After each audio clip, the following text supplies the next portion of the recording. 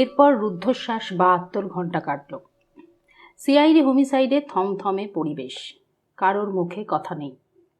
গোটা ডিপার্টমেন্ট অজানা আশঙ্কায় আছে, কিন্তু হাল ছাড়েনি। বরং প্রবল উদ্যমে বেবো ব্রিগাঞ্জা এবং শেয়ার পণ্ডিতকে খুঁজছে।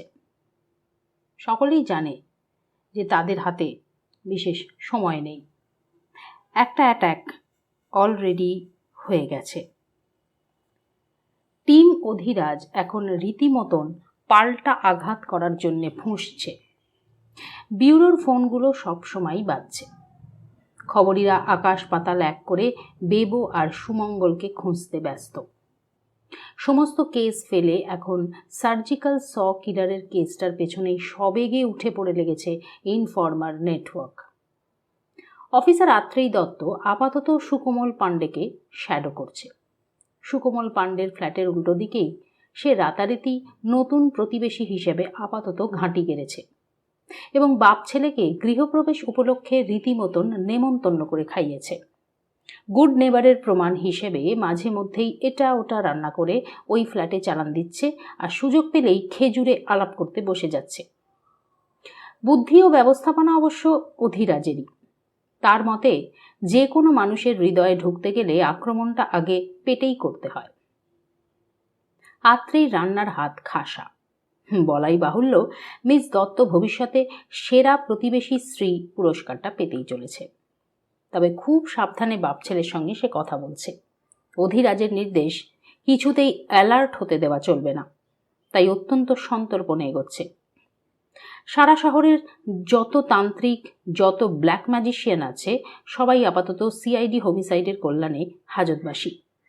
পবিত্র এবং অন্যান্য অফিসাররা যখন তাদের গ্রেফতার করেছিল, তখন তাদের 14 গোষ্ঠীকে সাপ সাপান্ত করে ছেড়েছে তারা। একজন তো হুমকি দিয়ে ফেলে, তোর সমূহ সর্বনাশ হবে, নরকের আগুনে পুড়বি। পবিত্রও ছাড়ার পাত্র নয়। লোকটার ঘাড় ধরে শূন্যে প্রায় 1 ফুট উচ্চতায় নেংটি ইঁদুরের মতন তুলে ধরে বলেছিল, আমি পরে পুড়ব, আগে তোকে পুড়িয়ে ভর্তা বানাই, তারপর দেখা যাবে। 32 বছর আগের যত গ্যাংস্টাররা বর্তমানে বেঁচে আছে, তাদেরও কিলো দরে পিটিয়ে পাট পাট করেছে সিআইডি হোমিসাইড। অধিরাজের ধারণা সম্ভবত অফিসার দাশগুপ্তকে শেষ করার জন্যেই এই নৃশংস সিরিয়াল কিলিংটা শুরু হয়েছিল। তাই তৎকালীন হিস্ট্রি শিটারদের রীতিমতন তাদের গর্ত থেকে টেনে বের করে বেধড়ক মার মারছে তারা। সিআইডি হোমিসাইড যতখানি নিষ্ঠুর হতে পারে ততখানি হয়ে উঠেছে, কিন্তু তা সত্ত্বেও কেউ মুখই খুলছে না। সবারই এক কথা, আমি কিছু জানি না। শহরে যত সার্জিক্যাল ইনস্ট্রুমেন্টের দোকান ছিল, অনলাইন অফলাইন, প্রত্যেকটা জায়গাতেই রেড অ্যালার্ট জারি করে দেওয়া হয়েছে। নাইফ অ্যান্ড টুল শার্পনারের বিক্রির ওপরেও নজর রাখছে সিআইডি। হসপিটালগুলোকেও সচেতন করা হয়েছে। খুনির হাতে যাতে কোনো মতেই নতুন সার্জিক্যাল স বা শার্পনার না পড়ে, সেদিকেও সতর্ক দৃষ্টি রাখা হচ্ছে। ফরেন্সিকও চেষ্টা করছে অন্তত একটা লিড বের করার। 32 বছরের পুরনো যত ফরেন্সিক রিপোর্ট ছিল, তৎকালীন তোলা মৃতদেহগুলোর ছবি, মামলা চলাকালীন নিহতদের জামাকাপড় থেকে শুরু করে আরও যা যা জিনিসপত্র এক্সিবিট হিসেবে রাখা হয়েছিল, সমস্ত আমদানি হয়েছে ফরেন্সিক ল্যাবে। আহিলি মুখার্জি পুরনো প্রমাণ এবং রিপোর্টগুলো খুঁটিয়ে খুঁটিয়ে দেখছে, আর ডক্টর চ্যাটার্জি 15টা কুকুর, বেড়াল শাবক ও শ্যামলের পোস্টমর্টেমে ব্যস্ত। ক্লান্তি শ্রান্তি নামক বস্তুটাই যেন নেই। দুজনেই আপ্রাণ চেষ্টা চালিয়ে যাচ্ছেন অন্তত কিছু একটা লিড বের করার, কারণ 2 ফরেন্সিক এক্সপার্টেরই জানা আছে হাতে সময় নেই। খুনি অধিরাজকে একেবারে প্রায় কবজা করেই ফেলেছিল। দ্বিতীয়বার তো আর ছেড়ে কথা বলবে না। মিডিয়ার মধ্যেও এই অদ্ভুত সংগ্রাম প্রচণ্ড উত্তেজনার উদ্রেক করেছে। নিউজ পেপারের হেডলাইনে, নিউজ চ্যানেলের বুলেটিনে ঘন্টায় ঘন্টায় সার্জিক্যাল স কিলারের বিষয়ে আলোচনা চলছে। মনস্তত্ত্ববিদরা জানাচ্ছেন খুনি বদ্ধ উন্মাদ এবং সে নটোরিটি চাইছে। তার পক্ষে চূড়ান্ত নৃশংস হয়ে ওঠাটাই স্বাভাবিক। কি করে কে জানে, খুনির নৃশংস কাউন্টডাউন, স্লটার হাউসের রহস্য জেনে গিয়েছে সাংবাদিকেরা। গোটা শহর প্রচণ্ড আতঙ্কে প্রহর গুনছে। আম জনতার বুকের মধ্যে দুরু দুরু কি হয় ভাব। অন্ধকার সরু গলির মধ্যে দিয়ে কোনো অজানা মানুষকে চলে যেতে দেখলেও আম জনতা ভয় পাচ্ছে। দু একজন হতভাগ্য পথিক শীতের রাতে কম্বল মুড়ি দিয়ে ফুটপাত দিয়ে হেঁটে যাচ্ছিল। সার্জিক্যাল স কিলার সন্দেহে তাদের ওপরও জনতা ঝাঁপিয়ে পড়েছে। নেহাত স্থানীয় পুলিশের হস্তক্ষেপে গণপ্রহারে তারা মারা যায়নি, তবে আশঙ্কাজনক অবস্থায় হসপিটালে ভর্তি রয়েছে। পুলিশ প্রশাসন জনতাকে শান্ত হওয়ার আর্জি জানাচ্ছে, নয়তো তাদের হাতেও কিছু নির্দোষের প্রাণ যাবে। এদিকে রিপোর্টাররা আপ্রাণ চেষ্টা করছে অধিরাজের বাইট নেওয়ার। যেখানে আবার ৩২ বছর পর সার্জিক্যাল স কিলার একই রকম বিভীষিকা হয়ে দাঁড়াচ্ছে, সেখানে ইনভেস্টিগেটিং অফিসারের বাইটটাও জরুরি। কিন্তু আপাতত অধিরাজ পর্দানসীন, অর্থাৎ প্রেসের সামনে আসছেই না। তার অ্যাসোসিয়েটসের মধ্যে অফিসার পবিত্র আচার্য এবং অর্ণব সরকারকে দেখা যাচ্ছে ঠিকই, কিন্তু তারাও একটা সংক্ষিপ্ত বুলি আওড়াচ্ছে, নো কমেন্টস। অধিরাজের মনের অবস্থা একমাত্র অর্ণবই জানে। যেদিন খুনির সঙ্গে প্রকাশ্য এনকাউন্টার হয়েছিল সেদিন থেকেই সে ভেতরে ভেতরে ভেঙে পড়েছে। অর্ণবের একটাই আফসোস, ছুরির আঘাতে পড়ে না গেলে হয়তো লোকটাকে মেরেই ফেলত, অন্তত অমন হাত ফসকে পালিয়ে যেতে পারত না। সেদিন জখম রক্তাক্ত কাঁধ নিয়েই ব্যর্থ হয়ে ফিরে এসেছিল অর্ণব, সঙ্গে আত্রেই। পবিত্র বুদ্ধি করে ডক্টর চ্যাটার্জিকে ফোন করেছিল বলে তিনিও সঙ্গে সঙ্গেই চলে এসেছিলেন। অর্ণবের অবস্থা দেখে প্রায় আঁতকে উঠেছিলেন ভদ্রলোক। এই তুমি তো ব্লিড করছো, আরে এখনই হসপিটালে চলো। অর্ণব চোয়াল শক্ত করে মাথা নেড়েছিল। সে অধিরাজের দিকে তাকায়। এখনো অজ্ঞান হয়েই পড়ে আছে মানুষটা, শিশুর মতন অসহায়, বিপন্ন। এখন মরে গেলেও তার পাশ থেকে কিছুতেই সে নড়বে না। আরে অন্তত উনটা তো দেখতে দাও, অ্যাটলিস্ট দেখি যখন কতটা গভীর। ডক্টর চ্যাটার্জির অনুরোধও কঠোরভাবে প্রত্যাখ্যান করে অর্ণব। নিজের আঘাত নিয়ে একটুও মাথা ব্যথা নেই তার, বরং সে আর কথা না বাড়িয়ে এগিয়ে যায়। অধিরাজের অত লম্বা দেহটাকে টেনে টুনে বিছানায় তুলেছে পবিত্র। জানলাগুলো সব খুলে দেওয়ার ফলে টিয়ার গ্যাসের প্রভাব নেই। তা সত্ত্বেও অধিরাজ বিছানায় ভারী অবিন্যস্তভাবে কুঁকড়ে শুয়ে আছে, যেন তার কোনো কষ্ট হচ্ছে।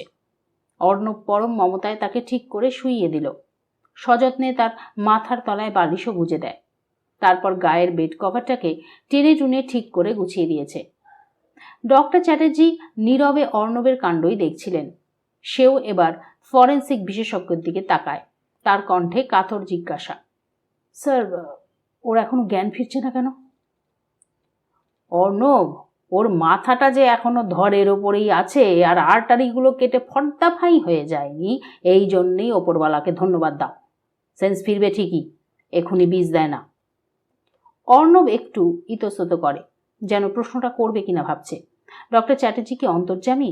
তার অনুচ্চারিত প্রশ্নটা যেন বুঝে ফেললেন সঙ্গে সঙ্গেই।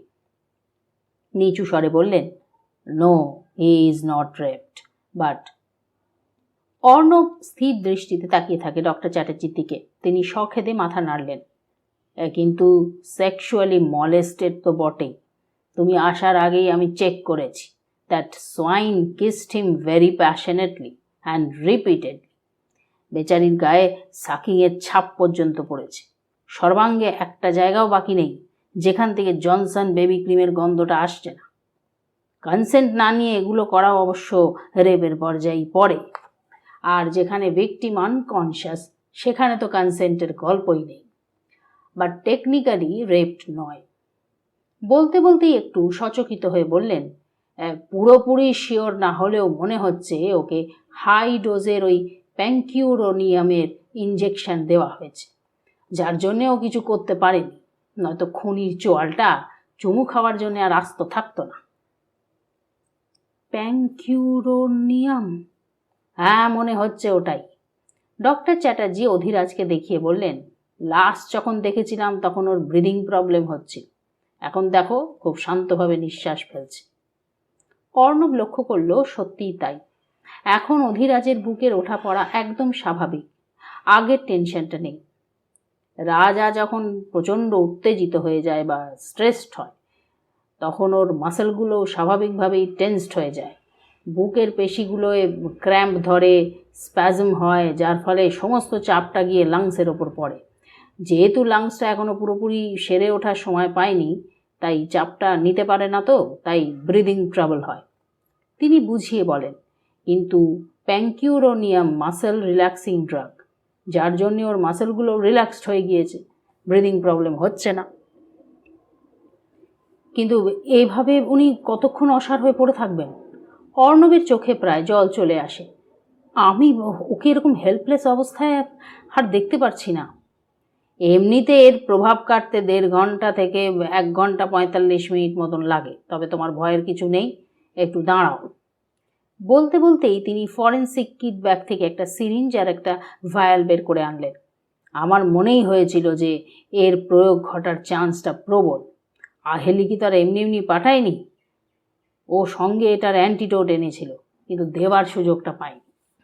পরিস্থিতি এমনই যে কেউ কিছু করতেই পারেনি, তবে এখন করা যাবে। এটা কি? তিনি অভ্যস্ত হাতে ভায়াল থেকে তরল টেনে নিলেন সিরিঞ্জে। ইঞ্জেকশনটা পুশ করতে করতে বললেন, নিওস্টিগমাইন, প্যাঙ্কিউরোনিয়ামের অ্যান্টিডোট।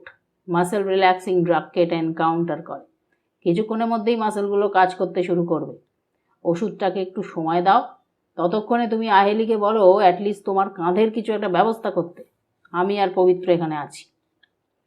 অর্ণব তবুও অধীরাজকে ছেড়ে যেতে চায় না। সে এখন মানুষটাকে আর কারোর হাতে ছাড়তেই রাজি নয়। ডক্টর চ্যাটার্জি বাধ্য হয়েই একটা ধমক দিয়ে বললেন, তুমি যদি বাইরে না যাও তবে আমি আহেলিকে লজ্জার মাথাকে এখানেই ডাকবো।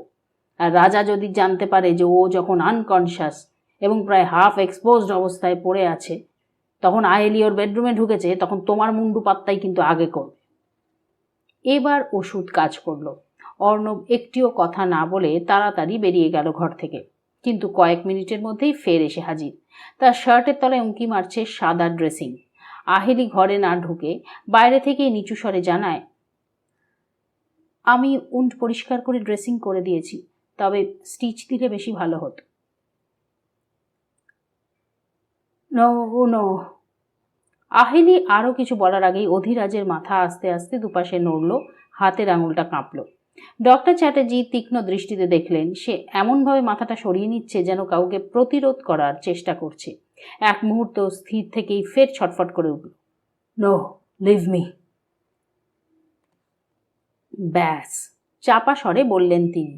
এই ভয়টাই ছিল, ও সব ফিল করতে পেরেছে। অর্ণব আফসোসে চোখ বুজে ফেলল। সে বুঝতে পেরেছে এই ব্লান্ডারটা কিছুতেই চাপা যাবে না। অধীরাজের হাবভাবেই স্পষ্ট সে কাউকে বাধা দিতে চাইছে, অথচ অত্যাচারের কিছুটা ঠিকই টের পেয়েছে। অর্ণব, ডক্টর চ্যাটার্জি উঠে দাঁড়ালেন। এবার সব তোমার হাতে। লক্ষ্য রেখো যেন বেশি উত্তেজিত না হয়ে ওঠে। আমাদের কারোর কথা শোনার লোক তো নয়, কিন্তু একটা মারাত্মক ব্লাস্টের জন্য প্রস্তুত থেকো। তিনি আরেকবার অধীরাজের দিকে তাকালেন। সে এখন যেন কোনো অনভিপ্রেত অস্তিত্বের কাছ থেকে নিষ্কৃতি পাওয়ার জন্য যুদ্ধ করছে। একটা ঝুঁকে পড়া অদৃশ্য মুখকে হাত দিয়ে ঠেলে সরাতে চাইছে। ডক্টর চ্যাটার্জি একটু থেমে বললেন, আমার সিক্স সেন্স বলছে ও প্রথমেই লাফ মেরে উঠে বসতে চাইবে। স্প্যাজম হলে কিন্তু মুশকিল। ওকে শান্ত করার দায়িত্ব তোমার, কারণ যখন আগ্নেয়গিরির অগ্নুৎপাত হয় তখন তার জ্বালাকে একমাত্র সমুদ্রই ঠান্ডা করতে পারে। সরি, আমি একটু কাব্যিক হয়ে পড়ছি, কিন্তু বুঝতে পেরেছ আশা করি আমি কি বলতে চাইছি। Noted sir. তোমার ডাক্তারি ব্যাকগ্রাউন্ড আছে না? ইঞ্জেকশন দিতে পারো? অর্ণব মাথা নাড়ে। সে তার বাবাকে প্রায় ইনসুলিন দিয়ে থাকে, ইঞ্জেকশন দেওয়ার অভ্যেস তার আছে। তবে এটা রাখো, সেডেটিভ। ডক্টর চ্যাটার্জি একটা সিরিঞ্জ রেডি করে তার হাতে ধরিয়ে দিয়ে বললেন, যদি দেখো যে পরিস্থিতি হাতের বাইরে যাচ্ছে তবে কোনো রকম চিন্তা ভাবনা না করেই বসিয়ে দেবে। ডক্টর চ্যাটার্জি আর পবিত্র আচার্য ঘর থেকে বেরিয়ে গেলেন। অর্ণব অধীরাজের পাশে বসে এক দৃষ্টে তার মুখের দিকে তাকিয়ে আছে। অসীম ধৈর্য আর নীরবতার সঙ্গে অপেক্ষা করছে কখন সে হুঁশে ফিরবে। তার অস্থিরতা আস্তে আস্তে বাড়ছে। কাঁধের হাতের পেশিগুলো ফুলে ফুলে উঠছে। অস্পষ্ট শব্দগুলো স্পষ্ট হচ্ছে, অর্থাৎ নিওস্টিগমাইন কাজ করছে। স্কাউন্ড্রেল। বলতে বলতেই অবিকল ডক্টর চ্যাটার্জির কথা মতোই লাফ মেরে বিছানার ওপর উঠে বসতে চাইল অধীরাজ। তার আগেই তাকে ধরে ফেলেছে Arnab. Sir sir, please relax. তার যা রিয়াকশন হলো তা অভাবনীয়। অধিরাজ বিদ্যুৎ স্পৃষ্টের মতো প্রায় ছিটকে গেল অর্ণবের আলিঙ্গন থেকে, যেন কোনো ভয়ঙ্কর মানুষের কবল থেকে বেরোনোর আপ্রাণ চেষ্টা চালাচ্ছে। উদ্ভ্রান্তভাবে বলল, কে কে? অর্ণব আস্তে আস্তে বলে, আমি আমি স্যার, অর্ণব। অর্ণব? তার অর্ণবের দিকে লক্ষ্যই নেই। সে উন্মত্তের মতন এদিক ওদিক তাকায়। ওই স্কাউন্ড্রেলটা কোথায়? পেছন দিকে অ্যাটাক করেছিল স্কাউন্ড্রেলটা? ব্লাডি কাওয়ার্ড, কোথায় গেল? স্যার, ও এখন এখানে নেই। অর্ণব তাকে শান্ত করার চেষ্টা করল। কিচ্ছু হয়নি স্যার, আমরা সবাই এখানে আছি। কিচ্ছু হয়নি মানে? কি কি কি হতে বাকি আছে? কি বাকি আছে? উন্মত্তের রাগে কাঁপছে অধিরাজ। ওই নোংরা লোকটা আমায় ছুঁয়েছে। আমি ঘেন্নায় মরে যাচ্ছি। I will kill that son of a. Sir please, আমার কথাটা আপনি শুনুন। রাগের চোটে শব্দ খুঁজে পাচ্ছে না অধিরাজ। অর্ণব তার অবস্থা দেখে তাকে আবার ধরতে গেল, কিন্তু অধিরাজ এবার জোরালো একটা ধাক্কা মেরে তাকে সরিয়ে দিয়েছে। গর্জন করে উঠে বলল, ছবে না, একদম ছবে না। বলতে বলতেই এতক্ষণে তার দৃষ্টি অর্ণবের কাঁধের দিকে পড়েছে। সে যেন এবার একটু থমকে যায়। সন্দিগ্ধ স্বরে বলে, তোমার কাঁধে রক্ত কেন? অর্ণব মুখ নিচু করে বসে থাকে। অধিরাজকে এমনিতেই এখন অপ্রকৃতিস্থ লাগছে।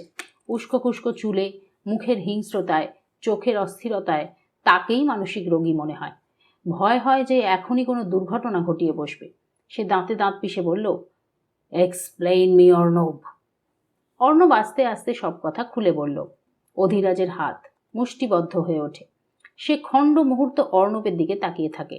অর্ণব সভয়ে দেখল তার দু চোখ আস্তে আস্তে লাল হয়ে উঠছে, যেন চোখের ভেতর রক্ত জমছে। কপাল আর ঘাড়ের শিরা ফুলে ফুলে উঠছে। অর্ণবকে কে মেরেছে, কেন মেরেছে, সমস্ত শুনে গুম মেরে গেল।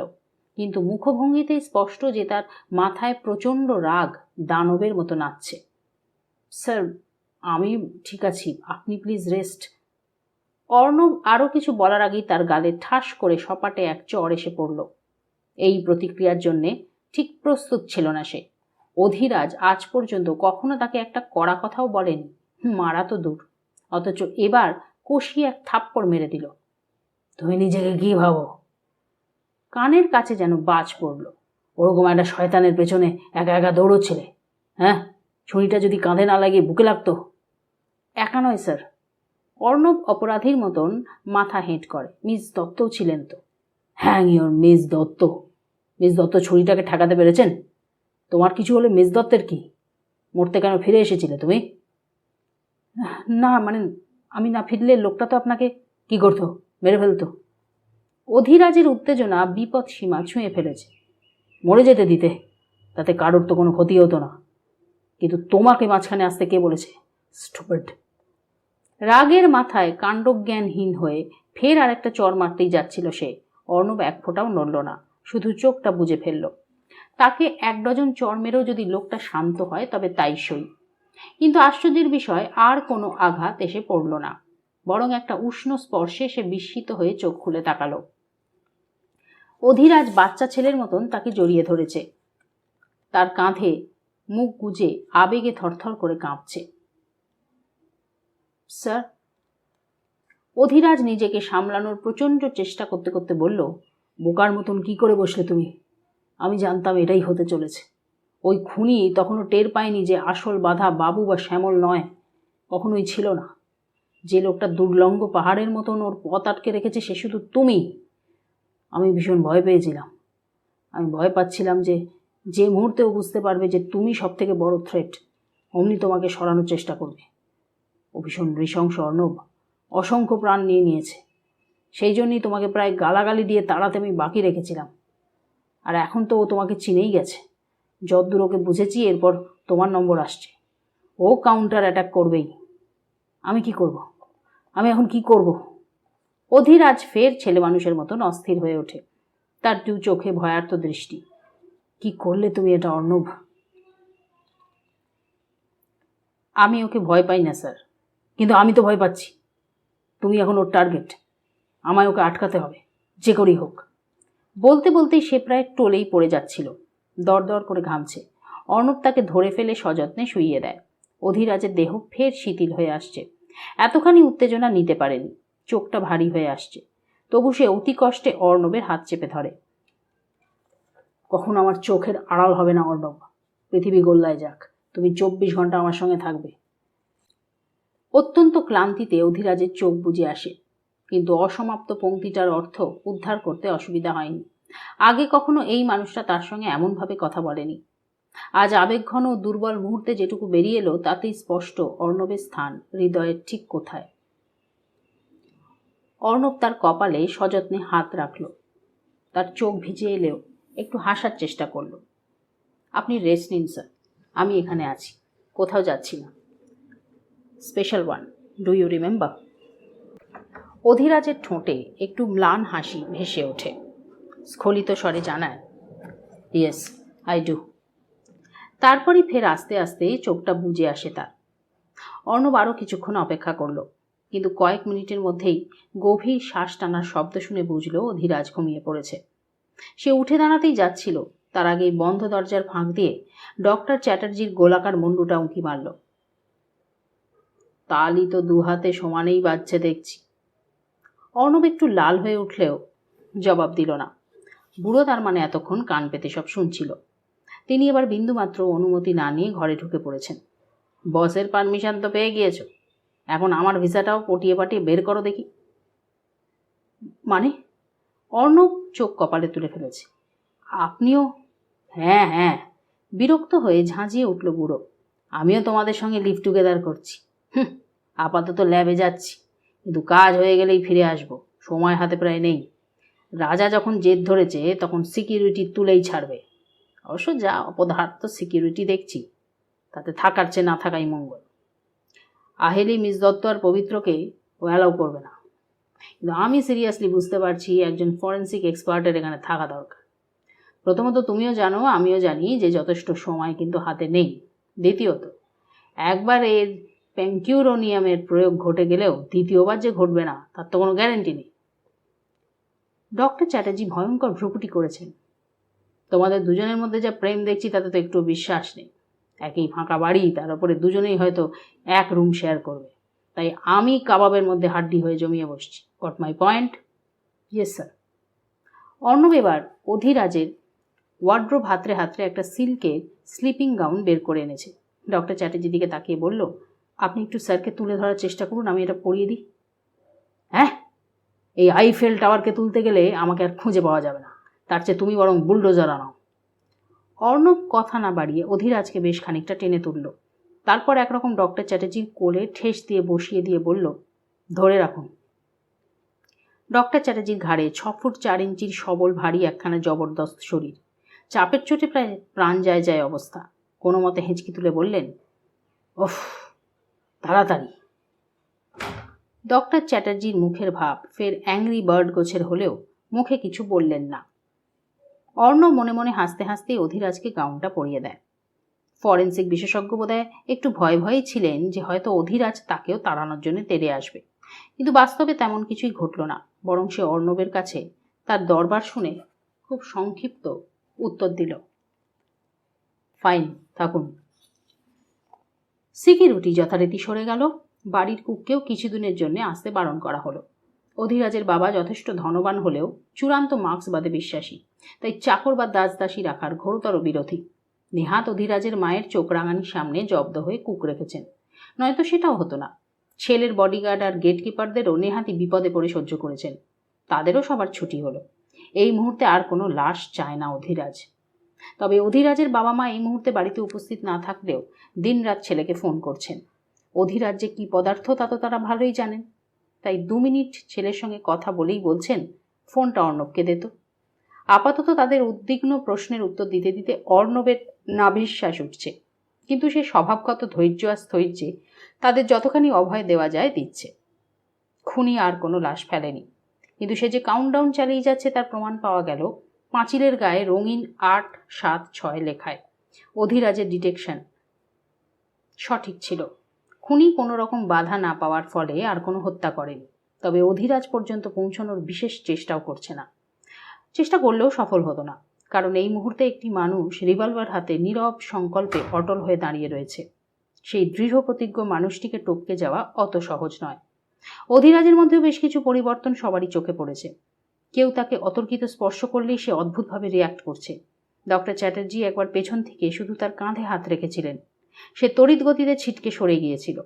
আর শুধু ডক্টর চ্যাটার্জিই নন, যে কোনো মানুষ অতর্কিতে তার ধারে কাছে গেলেও এমনভাবে আঁতকে উঠে কয়েক পা পিছিয়ে যাচ্ছে যেন মানুষ নয়, কোনো রাক্ষস তেড়ে আসছে।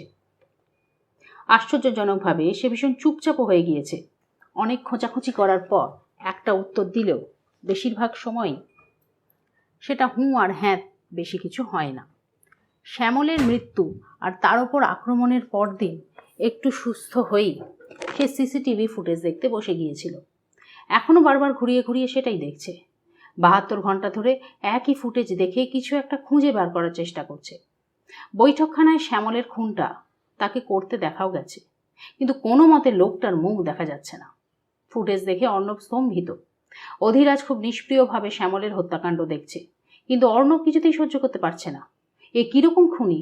সিসিটিভিতে স্পষ্ট দেখা যাচ্ছে লোকটা অবিকল ইঁদুরের মতন গুঁড়ি মেরে পাইপ বেয়ে কার্নিস্টোপকে বাড়ির ভেতর ঢুকছে। সে এতদিন জানতো এই স্পেশালিটিটা শুধুমাত্র অধিরাজেরই আছে। এখন জানলো খুনিও কম যায় না। এতটাই সতর্ক যে একবারের জন্য তার মুখটাও দেখা যায়নি। মাস্টার বেডরুমে কোনো সিসিটিভি নেই, সুতরাং অধিরাজের বেডরুমের ফুটেজ পাওয়া যায়নি। সত্যি জেরির মতোই ভয়ঙ্কর একটা বুদ্ধিমান ইঁদুর। এ পাবলিক যদি 32 বছর আগের লোকটাই হয়ে থাকে, তবে তার কমপক্ষে এখন আপনার বয়সী হওয়ার কথা স্যার। অর্ণব ডক্টর চ্যাটার্জিকে উদ্দেশ্য করে বলে। তাহলে এতখানি ফিটনেস কি করে সম্ভব? আমায় আনফিট বলছো? তিনি চোখ পাকিয়ে বললেন, শোনো চাঁদু, তোমাদের মতন মুগুর ভাঁজা বডি না থাকলেও আমি এখনও একাই 10 জনকে কিলিয়ে কাঁঠাল পাকিয়ে দিতে পারি। অধিরাজ নির্লিপ্তভাবে বলে, একটু বেশি হয়ে গেল না? আচ্ছা ঠিক আছে। ভদ্রলোক একটু ভেবে বললেন, অ্যাটলিস্ট 5 জন। কথাটা শেষ করার আগেই দেখলেন অধিরাজ পূর্ণ দৃষ্টিতে তাকেই দেখছে। তার দৃষ্টিতে বিরক্তি স্পষ্ট। ওকে ফাইন, আমি পারবো না, কিন্তু এই লোকটা পারে। পাগল আর শয়তানের ক্ষমতা সম্পর্কে কোনো রকম ধারণাই তোমার নেই অর্ণব। ডক্টর চ্যাটার্জি উত্তর দিলেন, এই লোক যে ঠিক কোন লেভেলের পাগল আর শয়তান তা আমি হাড়ে হাড়ে বুঝেছি। অধিরাজ সপ্রশ্ন দৃষ্টিতে চোখ কুঁচকে তাকায়। ডক্টর চ্যাটার্জি তার হাতে এক গাদা ফটো ধরিয়ে দিয়েছেন। কুকুর আর বিড়াল ছানার কাটা মাথাগুলো লক্ষ্য করে দেখো, একটারও গোঁফ নেই। লোকটা বসে বসে সব গোঁফ কেটেছে। এখন বুঝতে পারছো এটা কি জিনিস? হ্যাঁ, ওর পক্ষে সব সম্ভব। বিড়াল ছানার গোঁফ থাকে নাকি? অর্ণব অবাক। মানে বড় বেড়ালের থাকে জানি, কিন্তু মানে বাচ্চার? না, থাকে না। বিড়াল ছানারা রীতিমতো রেজার আর ফোম দিয়ে শেভ করে। ডক্টর চ্যাটার্জি খ্যাঁক করে ওঠেন, অসহ্য! এই যে রাজা, তোমার রিভলভারটা দাও দেখি। অধিরাজ তার দিকে একটু বিরক্তি মাখা দৃষ্টিতে তাকায়। কি হবে? হয় অর্ণবের মাথায় গুলি মারব, নইলে নিজের টাকে। তিনি গড়গড় করেন, বেড়াল ছানাদের গোঁফ থাকে না এই থিওরি শোনার আগে সুইসাইড করাই ভালো। অন্য সময় হলে অধিরাজ হেসে ফেলত, অথচ এখন তার মুখের একটি পেশিও প্রসারিত হলো না। সে শীতল কণ্ঠে বলল, কোনো কাজের কথা আছে কি? বেড়ালের গোঁফ ছাড়া অন্য কোনো টপিক? হ্যাঁ।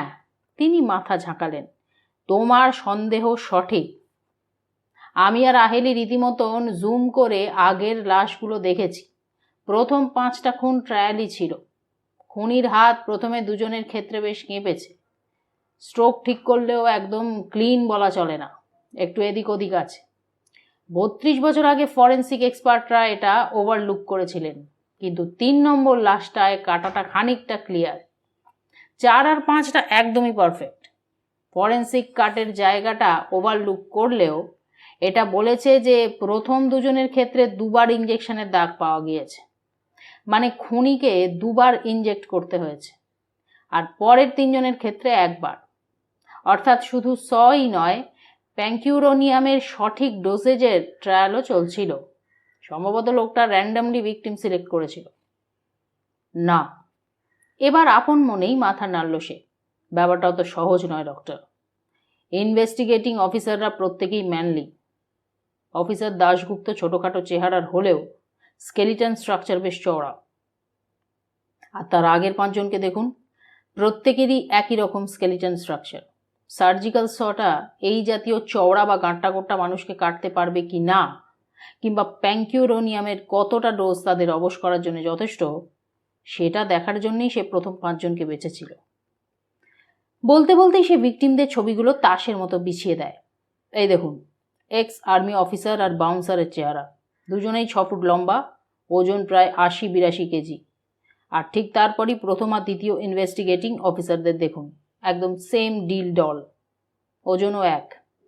গুন্ডা আর কুস্তিগির দুজনেরই দৈর্ঘ্য 5 ফুট 11 ইঞ্চি, ওজন 75 কেজি। তৃতীয় ইনভেস্টিগেটিং অফিসারের হাইট আর ওজনও সেম। ডাক্তারের হাইট 5 ফুট 6 ইঞ্চি, ওজন 70 কেজি। অফিসার দাশগুপ্ত 5 ফুট 6 ইঞ্চি, ওজন 72 কেজি। এতখানি মিল কি আপনার নিতান্তই কোইন্সিডেন্স বলে মনে হচ্ছে? কি সর্বনাশ! ডক্টর চ্যাটার্জির মাথায় যেন বজ্রপাত হলো। তার মানে সে ট্রায়াল দেওয়ার জন্যে একই ডিলডলের দামই খুঁজছিল? রাইট। ও পাবলিক আদৌ র্যান্ডম প্রথম 5 জনকে বাছেনি, অনেক দেখে শুনেই বেঁচেছিল। এবং তার কাছে ওই 5 জনই ট্রায়াল দেওয়ার জন্য ডামি ছিল। যেমন ফাঁসি দেওয়ার আগে দড়ির ক্ষমতাটা দেখে নেওয়ার জন্যে আসামির হাইট আর ওয়েটের ডামি ইউজড হয়, ঠিক তেমন। কিন্তু দুঃখের বিষয়ে এখানে জীবন্ত ডামি বেছে নেওয়া হয়েছে এবং তাদের উপর সার্জিক্যাল স এবং প্যাঙ্কিউরোনিয়ামের ডোসেজের ট্রায়ালটা দিয়েছে। ঈশ্বর তোমায় রক্ষে করুন রাজা, ডক্টর চ্যাটার্জি কোনো মতে বললেন। একটাই আশার কথা, তোমার হাইটের ডামি পেতে ওর প্রাণ যাবে। আমি তো পরে ডক্টর, খনিকে যতটুকু বুঝেছি সে এবার ডেলিবারেটলি অর্ণবের হাইটের ডামি খুঁজবে। অবশ্য খোঁজার কোনো দরকারই নেই, অলরেডি ওর ডামির ওপর সে ট্রায়াল দিয়েও ফেলেছে। হ্যাঁ, কি বলছো? ঠিকই বলছি, সে আস্তে আস্তে বলল। আমি খুনিকে কিছুটা হলেও বুঝতে পারছি। খুব রিভেঞ্জফুল। আমাকে তো সে প্রায় মেরে ফেলতেই যাচ্ছিল, অ্যাটলিস্ট আধমরা তো করেই ছেড়েছিল। কিন্তু অর্ণবই মাঝখানে পড়ে সমস্তটা ভেস্তে দিয়েছে। শুধু তার প্ল্যানটাই বরবাদ করেনি, লোকটাকে তাড়া করেছিল, ফায়ারও করেছিল। অর্ণবকেও ছাড়বে না। আর আমার মন বলছে ও এবার অর্ণবকেই অ্যাটাক করবে। আর অর্ণবের হাইট আর ওয়েট, ডিলডল সবটাই গুন্ডা, কুস্তিগির আর তৃতীয় ইনভেস্টিগেটিং অফিসারের সঙ্গে মেলে। মানে খুনিরা নতুন করে ডামির দরকার নেই, ও অলরেডি হাত পাকিয়েই ফেলেছে। এখন শুধু আক্রমণের অপেক্ষা। এরকম ভয়ঙ্কর প্রত্যাঘাতের আশঙ্কায় প্রায় হতবাক হয়ে গেলেন ডক্টর চ্যাটার্জি। স্খলিত স্বরে বললেন, তুমি আর কি কি বুঝতে পেরেছো একটু বলবে? খুব বেশি কিছু যে বুঝতে পেরেছি তা বলতে পারছি না, তবে এইটুকু ক্লিয়ার যে লোকটা মেইন টার্গেট আদৌ এই 5 জন ছিলই না।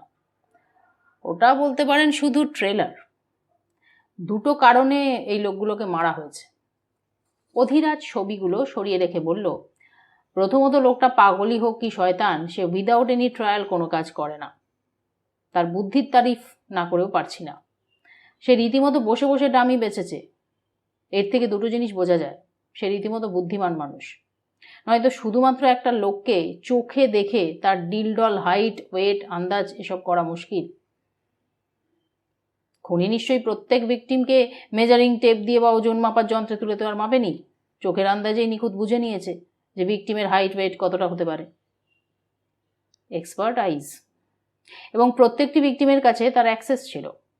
ডাক্তার আর এক্স আর্মি অফিসার বা কুস্তিগিরের অ্যাক্সেস যে কোনো সাধারণ মানুষেরই থাকতে পারে, কিন্তু গুন্ডা আর বার বাউন্সার, এই দুজনের অ্যাক্সেস পাওয়া অত সহজ নয়। কিন্তু আমাদের খুনির গতিবিধি সেসব জায়গাতেও অবাধে যেত যেখানে অন্তত 1987 সালে খুব কম লোকই পৌঁছাতে পারত। তখন নাইট ক্লাব বা বার থাকলেও সাধারণ মানুষের সেখানে যাওয়ার প্রবণতা ছিল না। হ্যাবক চান্স আছে লোকটার আন্ডারওয়ার্ল্ডের সঙ্গে কোনো একটা কানেকশন আছে, অথবা অথবা ডক্টর চ্যাটার্জির প্রশ্নটা শুনে অধিরাজ কিছুক্ষণ চুপ করে থাকলো। তারপর আস্তে আস্তে বলল, অথবা পুলিশের সঙ্গে কানেকশন আছে। নাইট ক্লাব ভিজিট করা বা বারের বাউন্সারের সঙ্গে আলাপ করা, একজন হিস্ট্রি শিটারের ডিটেলস পাওয়া শুধু 2 জনের পক্ষেই সম্ভব। প্রথমত একজন আন্ডারওয়ার্ল্ডের হিস্ট্রি শিটার বা ড্রাগ পেডলারের, যার কাজটাই এমন যেখানে নাইট ক্লাব বা বারেই বিজনেস ডিলিং হয়। একজন হিস্ট্রি শিটার অন্য হিস্ট্রি শিটারকে চিনবেই। সে ডাক্তারকেও চিনবে, আর্মি অফিসার কুস্তিগিরকেও খুব চেনা কঠিন নয়। অর্ণব অস্ফুটে বলল, বেবো ব্রিগাঞ্জা বা সুপারি কিলার সুলেমান?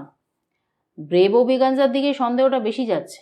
সুলেমান সুপারি কিলার হলেও সমকামী নয়। বেবোর গে হওয়ার চান্সটা প্রবল। উপরন্তু মেডিকেল হলেও প্যাঙ্কিউরোনিয়ামের এক ধরনের ড্রাগই তো বলা যায়। বেবোর ড্রাগ নিয়েই তো ওঠা বসা। আমেরিকা থেকে বেআইনিভাবে ড্রাগ আনানো তার বাঁ হাতের কাজ।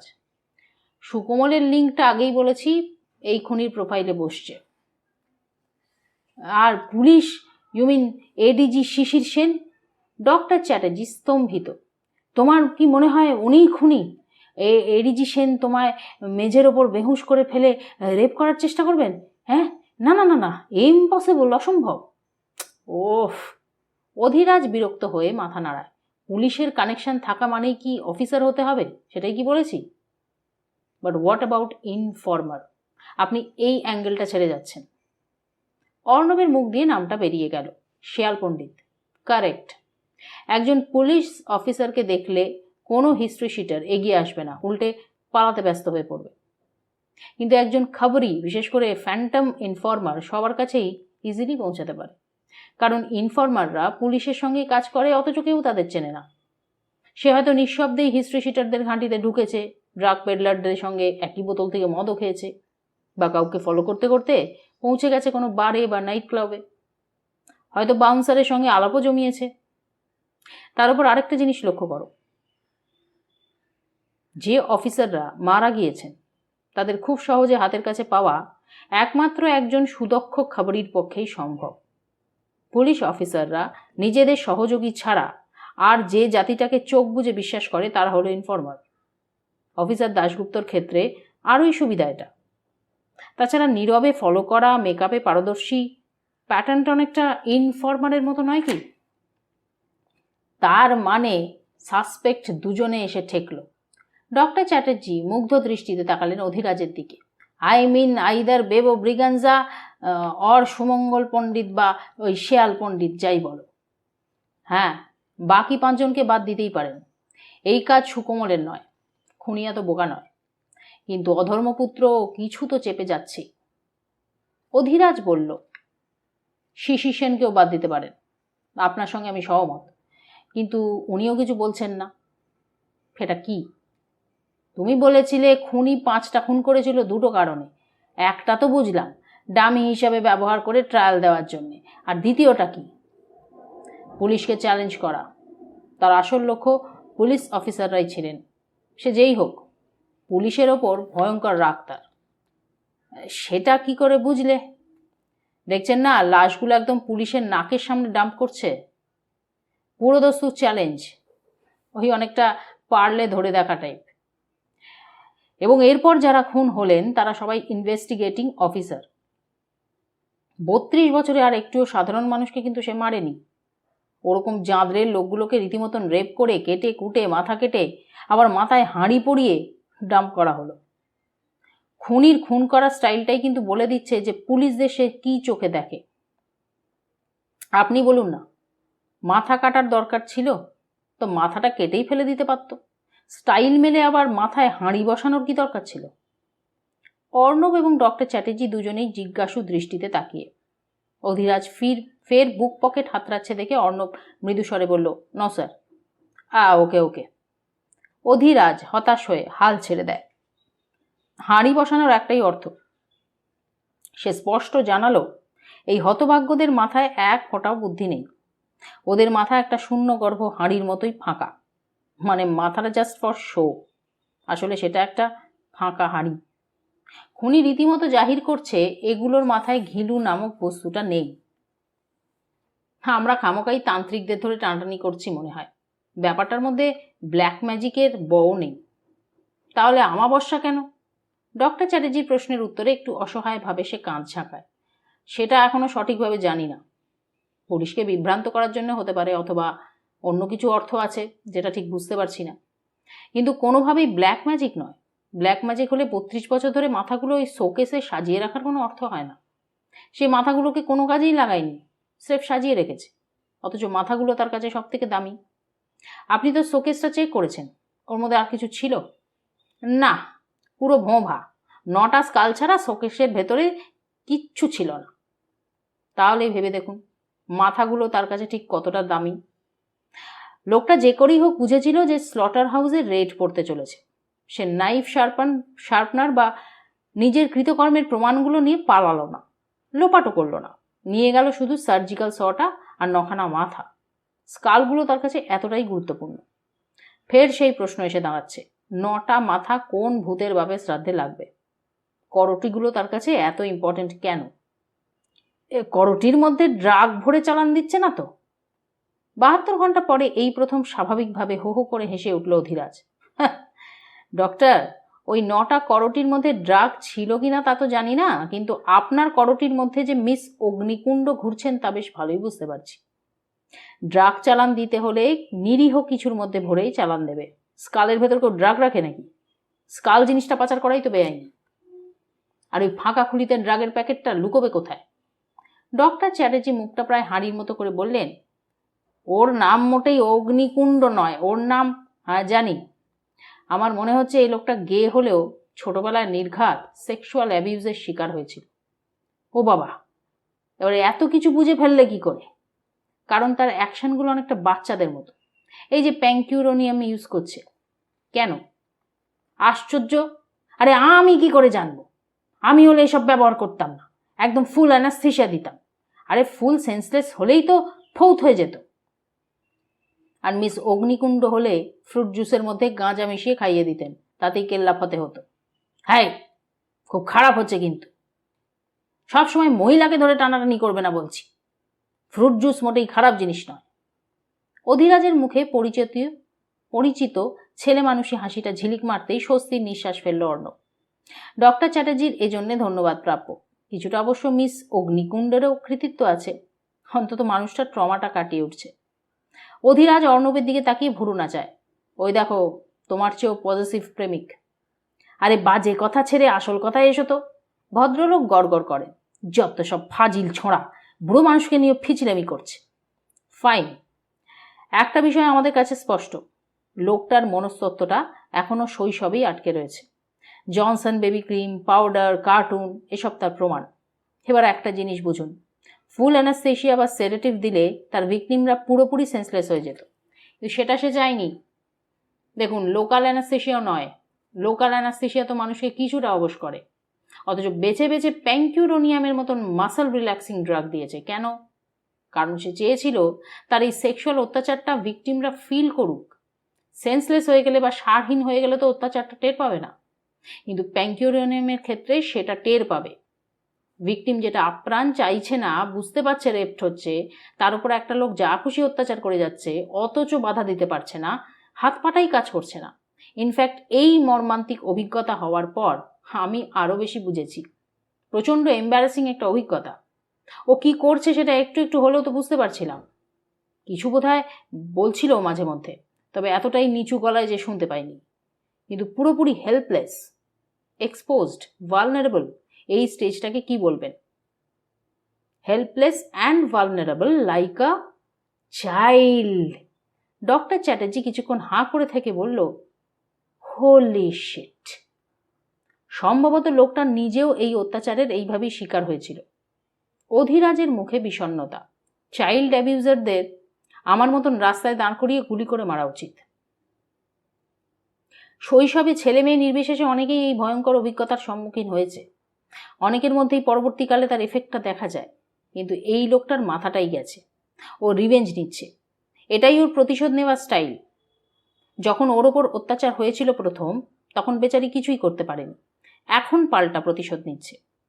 ভিকটিমদের ঠিক ততটাই হেল্পলেস, ভালনারেবল করছে যতটা ও নিজে ছিল। একটা শিশু বুঝতে পারে কিন্তু তার সঙ্গে অত্যাচার হচ্ছে, কিন্তু কিছু করে উঠতে পারে না। ওর মানসিক গঠনটাই এমন দাঁড়িয়েছে, যা ওর সঙ্গে ঘটেছিল ঠিক সেটাই ও ফেরত দিচ্ছে। এই লোকটাকে ঘৃণা ছাড়া কিছু করা যায় না, এটা ঠিক, কিন্তু ওর ট্র্যাজেডিটাও কিন্তু অস্বীকার করতে পারছি না। অন্তত অভিজ্ঞতা কতটা ভয়ঙ্কর হতে পারে আমি স্বয়ং কিছুটা হলেও টের পেয়েছি। তাহলে এগুলো প্রতিশোধ বলছো? না, শুধু চাইল্ড মলেস্টেশনের রিভেঞ্জ নয়, সম্ভবত আরও কিছু রিভেঞ্জ মিলেমিশে আছে। ওর মনস্তত্ত্বটা চাইল্ডিশ কিন্তু জটিল। আমার ধারণা এই লোকটার ছোটবেলায় যে অত্যাচারের সম্মুখীন হয়েছিল তার সঙ্গে পুলিশের কোনো না কোনোভাবে যোগাযোগ আছে। গে হওয়ার জন্য হয়তো পরেও অনেক টর্চার সহ্য করতে হয়েছে, কিন্তু সে এটা প্রমাণ করার জন্য উঠে পড়ে লেগেছে যে তাহা পুলিশ অফিসারদের চেয়ে সে অনেক বুদ্ধিমান, অনেক বেশি এগিয়ে। এমন নয় তো যে লোকটা পুলিশ হতে চেয়েছিল কিন্তু ব্যর্থ হয়েছে? গুড পয়েন্ট, হতে পারে, কিন্তু এখন কি করণীয় সেটাই তো বুঝতে পারছি না। অধীরাজ একটু চিন্তিত মুখে বলল, বেবো বা সুমঙ্গলের কোনো খোঁজই নেই, মিস দত্তও কোনো আপডেট দেননি। এই অবস্থায় একটা লোকই হেল্প করতে পারে। কে? অর্ণব ও ডক্টর চ্যাটার্জি প্রায় একসঙ্গেই বলে ওঠেন। অধীরাজ তাদের দিকে তাকিয়ে অন্যমনস্কভাবে বলল, অফিসার রথিন দাশগুপ্ত।